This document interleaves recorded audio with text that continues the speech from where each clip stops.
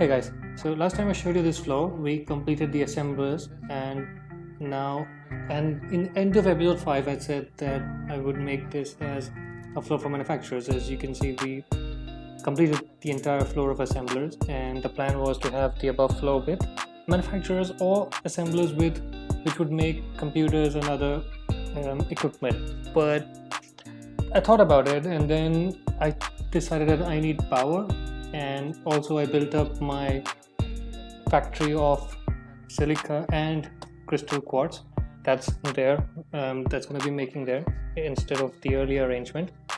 And that region is going to be my priority. So first and foremost, to get the raw materials, I thought I'll make a train station instead, and now this floor will be utilized for that purpose. I'm going with 3 stations for now, may change.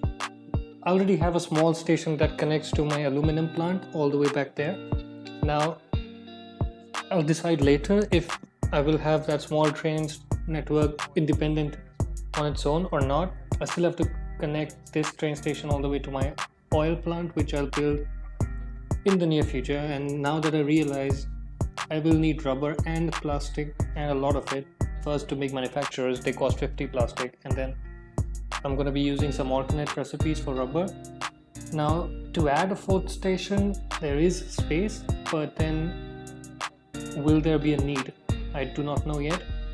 We will see that as time goes on, but it is a possibility and there's some space here, so we'll see. I'll see how that goes. For now, that is not really a plan. The important stage in this episode will be to complete and show you the power building. We will use 300 oil to 16,000 megawatt or 15,000 megawatt power or 15 gigawatt, and that is based entirely on Kibit's design. But to get there, I'm going to delete that station down there. We're going to use 1 train station from here, and that this is complicated because you have to plan on that direction because sandy dunes and everything is there, and then you need a plan to oil on the other side. Maybe a train network to cover pretty much the whole world, right? That would be the end goal. There, that empty space you see right now, that's where I'm going to build my power plant, because that region has a number of benefits. It's one of the only 2 regions in the entire map where oil, sulfur and coal are near each other. The other spot would be in the middle somewhere in the forests. Then another benefit is the enormous space there is. I'm just looking around what to do with these train stations. Does this make sense more than that setup? I don't know, we'll see.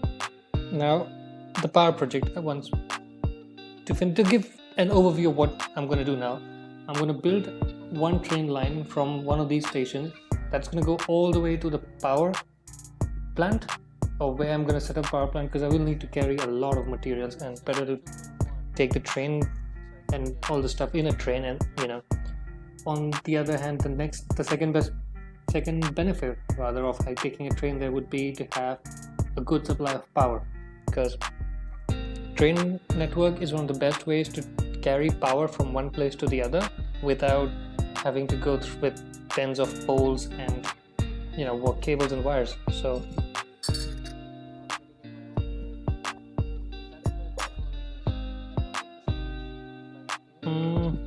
now this is a tricky bit, because the train station has to be built.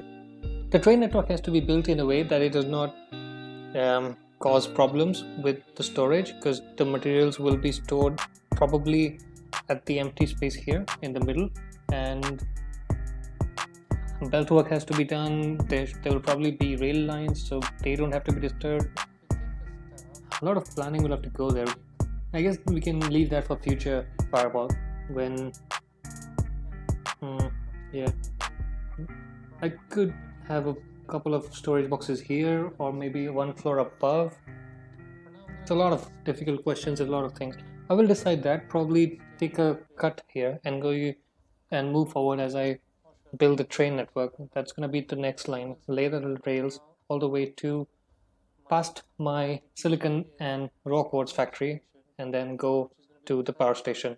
All right, then. See you guys in a bit.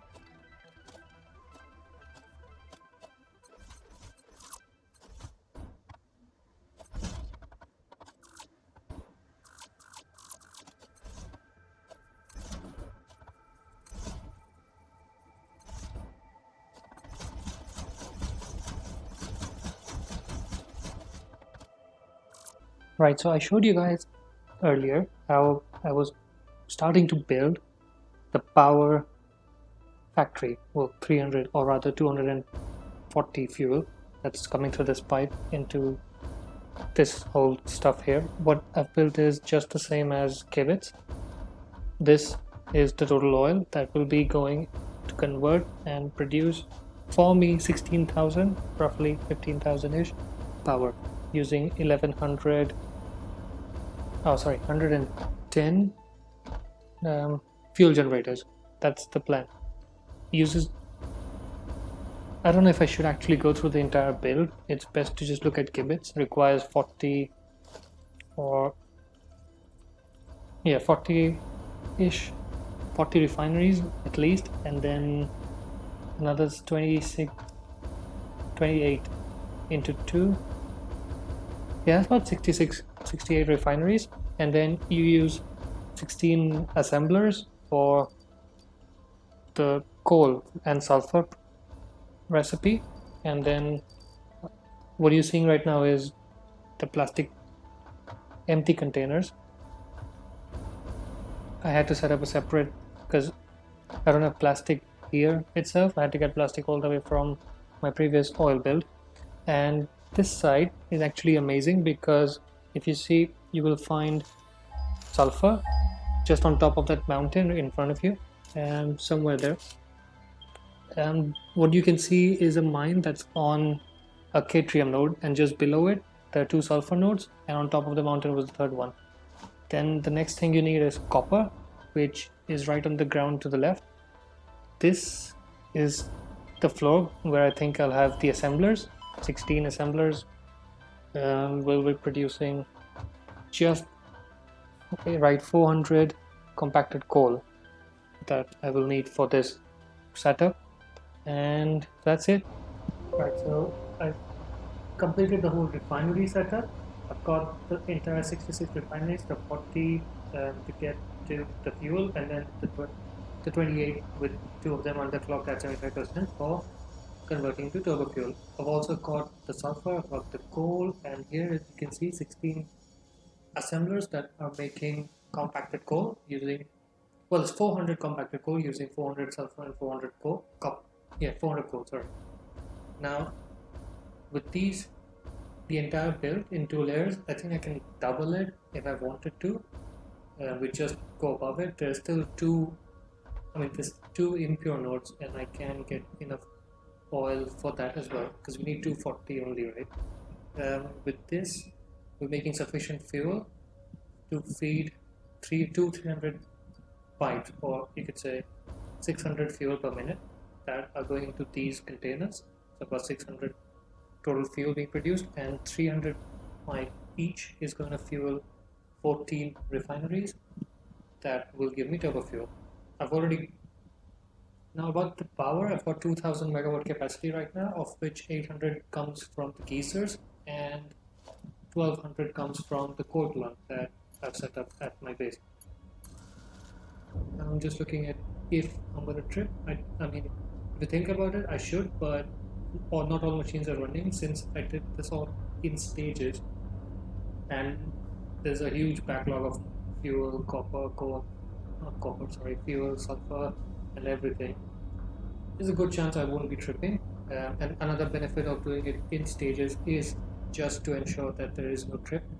We're soon going to see if turbo fuel is getting prepared, flowing in. I'll connect these pipes later. It'll start flowing in soon in a bit. It's not a big deal.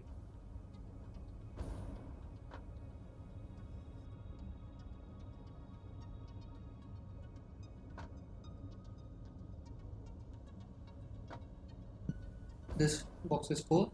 I've got total output at about 510 to 511 turbo fuel per minute.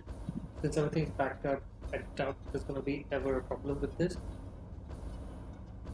I've got compacted coal going through two 270 or Mark III lines. So that's pretty much sorted.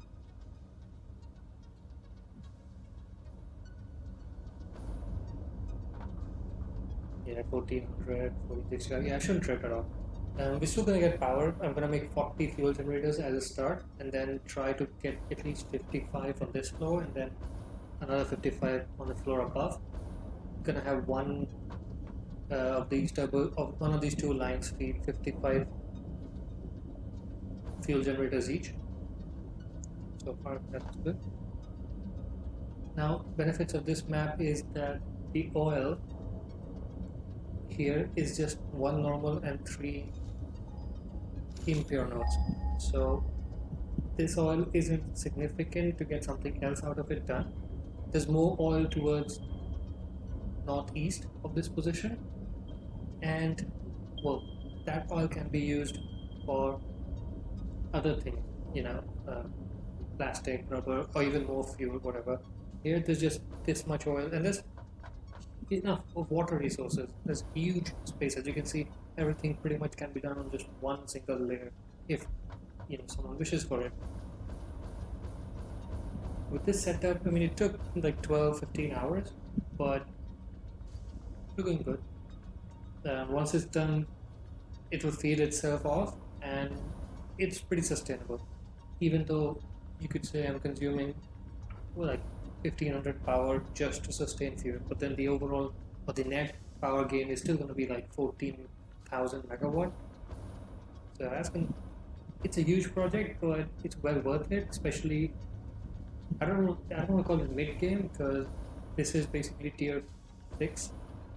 Because you have to go for this as soon as you get the turbo fuel recipe unlocked. You can't wait too long for this, but then, and nuclear power is way late in the game, and you can't just expand on coal alone because you need coal for iron and steel production. And steel production, I'm still gonna face very little steel because with the various recipes, even if I use beams for screws, I still need. My output of steel points is only 240. While if you think about it, I've got 20 assemblers just on encased beams, and they're gonna use a solid 540 pipes per minute. So I need to save up and use my coal instead of power, and this allows me to use it. As you can see, these are 75% clock speed. The benefit, it is just because we need 300 polymer resin, or 300 heavy oil per minute instead of, say 400. Right, so that was it for that part, and now as you can see, I've completed 40 fuel generators, 10 each, and they're being fed by just one series of turbo fuel. Pretty sure I can squeeze in another 15 down here, or however, so I have to plan if I'm gonna continue in outward of the map, northward, for instance, into the map, or if I'm gonna have floors below and above. This is neat compact, but they do require a lot of space. These are pretty much like 2.5 by 2.5 foundations. Power production is really huge. It's 8,000 megawatt roughly. It's reaching there, and I believe as soon as all of them have turbo fuel, the entire pipes when they're full capacity, we have sufficient turbo fuel.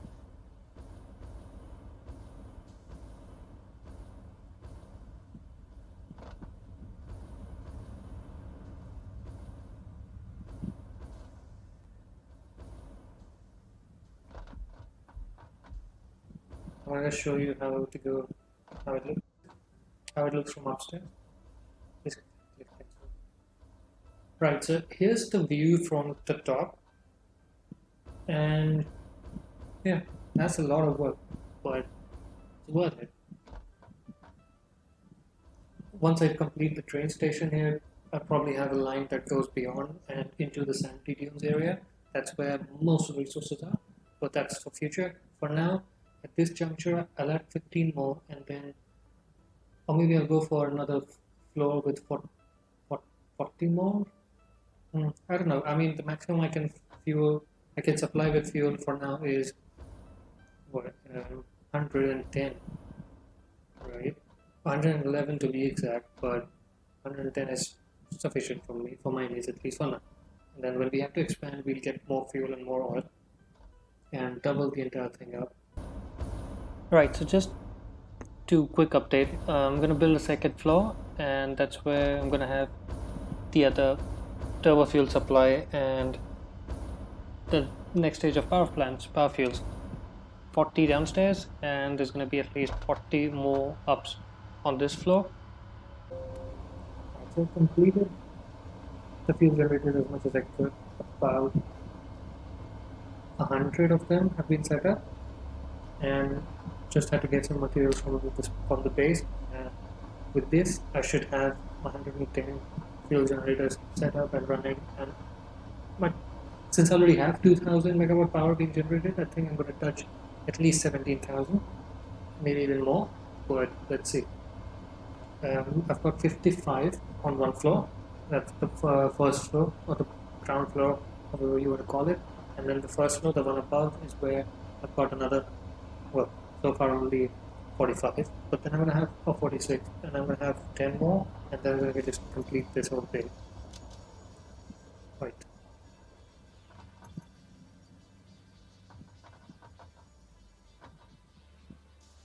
Everything looks good, everything looks working, nothing looks stopped. I mean, it's backlogged, that's a good sign.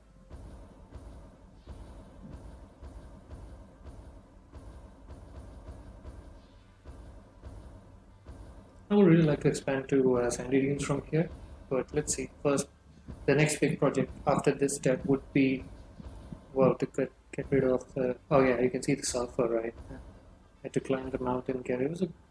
It was messy. It was a lot of work done. Anyway, there it is, 17,300. Well, 17,000, touching 17,300 megawatt. Wow. So this project is done. 110 fuel generators supplied with turbo fuel, just massive. 66 refineries, 16 assemblers, 6 water extractors, 3 oil extractors, a train line network, piping, belt work. Just the amount of work done for this. Wow. And it's complete. It's neat. I'm getting some, you know, awesome sync points as well. But hey, that's just a byproduct on the side. Just a quick recap of what we did. We got the water, we converted that water into packaged fuel. We used packaged fuel along with, um, we used oil to make heavy residue and resin, and then converted heavy residue along with packaged water to make packaged fuel, then converted the packaged fuel into unpackaged fuel, and then used that to make turbo fuel along with compacted coal, and we're making a ton of turbo fuel. Yeah, I connected these pipes back up. Yeah, whole lot of fuel. And yep, 300 fill rate, 301 drain rate. That's it. The system's working. We're only going to need so much fuel at a time because the game shuts down, right? The game shuts down power generators when they're not working. I'm guessing because it shuts down the power consumption when a machine isn't working. So I'm guessing the same applies, but whatever. God, whoa, I'm just like overwhelmed. This is huge. This is bigger than my main base that I've built up. I think in terms of just the the scale of this thing. And this will help me make, so far I've been using what, 1100, 1200, 1500 megawatt at most. Now I've got 15,000 on top of it. That's what, like 10 times? No, yeah, easily 10 times. So with all the new generators, the new fuel station that's going to be built, okay, the fog makes it look pretty cool as well. Yeah, with all the fuel and the rubber, the plastic, we're going to make the manufacturing, the assemblers, the computers, crystal oscillators, everything is going to take a lot of this power. We'll even go to nuclear later on, I guess. Alright, this is it for now.